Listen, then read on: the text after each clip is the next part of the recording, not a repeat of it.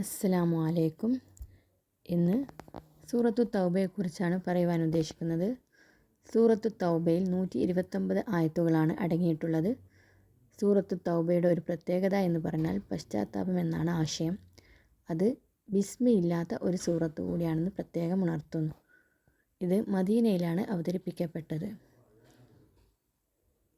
സൂറത്തു തൗബയിൽ പ്രധാനമായും പറയുന്നത് മുശ്രിക്കുകളോടുള്ള പരസ്യമായ ചില വിളംബരങ്ങൾ, ഹജ്ജ് ദിവസം പ്രഖ്യാപനം ചെയ്ത ഏതാനും അറിയിപ്പുകൾ, അതുപോലെ മുശ്രിക്കുകളുമായി യുദ്ധകരാറില്ലാത്ത പക്ഷം എന്തു ചെയ്യണം. പിന്നെ പറയുന്നത് യുദ്ധം നിഷിദ്ധമായ മാസങ്ങൾ. 4 മാസങ്ങളാണ് യുദ്ധം നിഷിദ്ധമായത്. അവയെക്കുറിച്ചും പ്രത്യേകം ഉണർത്തുന്നു.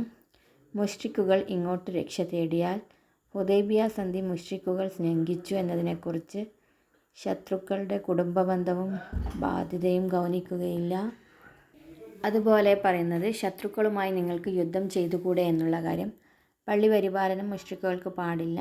അതുപോലെ ഹാജിമാർക്ക് വെള്ളം കൊടുക്കലും മറ്റും സത്യവിശ്വാസത്തിനും സമരത്തിനും സമമാകുമോ എന്നതിനെക്കുറിച്ചും അള്ളാഹുവിനെയും റസൂലിനെയുംക്കാൾ മറ്റുള്ളവരെ ഇഷ്ടപ്പെടുന്ന പക്ഷം ഹുനൈനിലും മറ്റു യുദ്ധങ്ങളിലും അള്ളാഹു സഹായിച്ചിട്ടുണ്ട് എന്നതിനെക്കുറിച്ചും ഹുനൈനിലും മറ്റു യുദ്ധങ്ങളിലും അള്ളാഹു സഹായിച്ചിട്ടുണ്ട്. അതുപോലെ സരിയത്തും അസ്വത്ത്. സരിയത്ത് നബി സല്ലല്ലാഹു അലൈഹി വസല്ലമ പങ്കെടുത്ത യുദ്ധത്തിന് അസ്വത്ത് എന്നും പങ്കെടുക്കാത്തതിന് സരിയത്ത് എന്നുമാണ് പറയപ്പെടുന്നത്.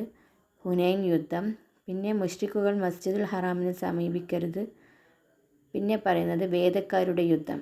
വേദക്കാരോടുള്ള യുദ്ധത്തെക്കുറിച്ച് വേദക്കാർ അള്ളാഹുവിന് പുത്രനുണ്ടെന്ന് വാദിക്കുന്നു. അതുപോലെ വേദക്കാർ പണ്ഡിത പുരോഹിതന്മാരെ റബ്ബുകളാക്കുന്നു.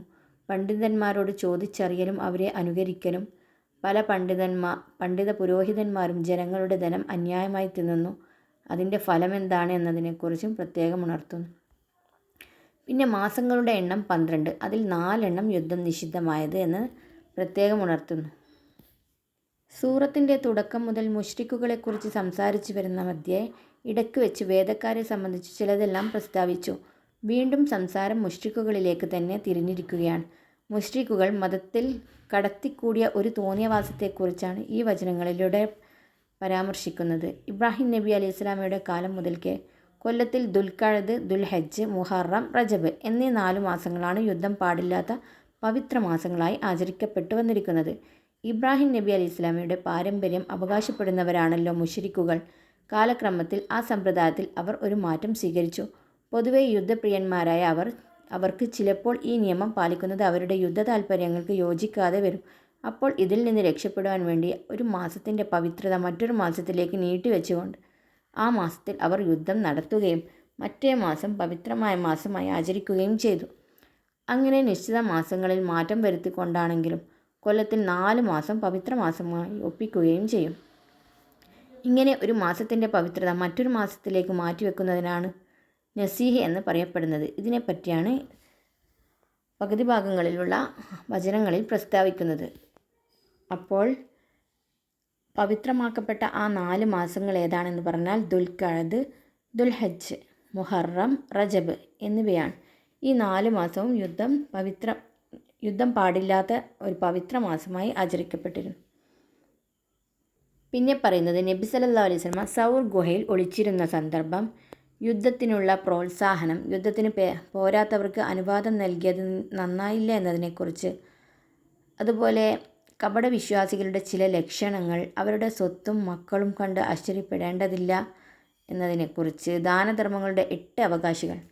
ദാനധർമ്മങ്ങളുടെ 8 അവകാശികൾ ആരാണെന്ന് പറഞ്ഞാൽ സക്കാത്ത് മുതലുകൾ നൽകേണ്ടത്. അവർ ആരൊക്കെയാണെന്ന് പറഞ്ഞാൽ ദരിദ്രന്മാർ, അഗതികൾ, അതിൻ്റെ കാര്യത്തിൽ പ്രവർത്തിക്കുന്നവർ, ഇസ്ലാമുമായി മനസ്സുകൾ ഇണക്കപ്പെട്ടവർ, അടിമകളുടെ മോചനത്തിലും കാര്യത്തിലും ഉള്ളവർ, കടം കൊണ്ട് വിഷമിക്കുന്നവർ, അള്ളാഹുവിൻ്റെ മാർഗത്തിലും യുദ്ധം ചെയ്യുന്നവർ, വഴിപോക്കൻ എന്നിവരൊക്കെയാണ് ഈ 8 പേർ. അള്ളാഹുവിങ്കിൽ നിന്നുള്ള നിർബന്ധ നിശ്ചയ നിയമം അത്രേ അത്. അള്ളാഹു എല്ലാം അറിയുന്നവനും യുക്തിമാനുമാണ്. പിന്നെ പറയുന്നത് മദീനക്കാർ നബി സല്ലല്ലാഹു അലൈഹി വസല്ലമയുടെ ഒന്നിച്ച് യുദ്ധത്തിൽ പങ്കെടുക്കണം. അതുപോലെ സത്യവിശ്വാസികൾ എല്ലാവരും കൂടി പോകുന്നതും പാടില്ല എന്നതിനെക്കുറിച്ച്, അടുത്ത അവിശ്വാസികളോട് ആദ്യം യുദ്ധം ചെയ്യണം, കപടവിശ്വാസികളുടെ ചില ദുർഗുണങ്ങൾ, നിങ്ങളിൽ നിന്ന് നിങ്ങൾക്ക് വന്നിട്ടുള്ള റസൂലിൻ്റെ പ്രത്യേകതകൾ. അതായത് അവസാനത്തെ ആയത്തിൽ പറയുന്നതാണ്. 128-ാമത്തെ ആയത്തിലാണ് ഇങ്ങനെയുള്ളത്. തീർച്ചയായും നിങ്ങൾക്കിതാ നിങ്ങളിൽ നിന്ന് തന്നെയുള്ള ഒരു ദൂതൻ വന്നിരിക്കുന്നു. നിങ്ങൾ കഷ്ടപ്പെടുന്നത് സഹിക്കാൻ കഴിയാത്തവനും നിങ്ങളുടെ കാര്യത്തിൽ അതീവ താൽപ്പര്യമുള്ളവനും സത്യവിശ്വാസികളുടെ അത്യധികം ദയാലുവും കാരുണ്യവനുമാണ് അദ്ദേഹം. അതായത് നബി സല്ലല്ലാഹു അലൈഹി വസല്ലമ തിരുമേനിയുടെ സ്വഭാവമഹത്വങ്ങളെപ്പറ്റി ഖുർആനിൽ പലയിടങ്ങളിലും അള്ളാഹു പ്രശംസിച്ചു പറഞ്ഞിട്ടുള്ളതാണ്. സമുദായം സന്മാർഗം സ്വീകരിച്ചു കാണുവാനുള്ള മോഹത്തിലും അവർ ദുർമാർഗത്തിൽ പതിക്കുന്നതിലും വ്യസനത്തിലും തിരുമേനിയെക്കുറിച്ച് അതിരു കവിഞ്ഞു പോയിട്ടുണ്ടെന്നും അത്രത്തോളം വേണ്ടതില്ലെന്നും വരെ സൂചിപ്പിക്കുന്ന വചനങ്ങൾ കാണാം.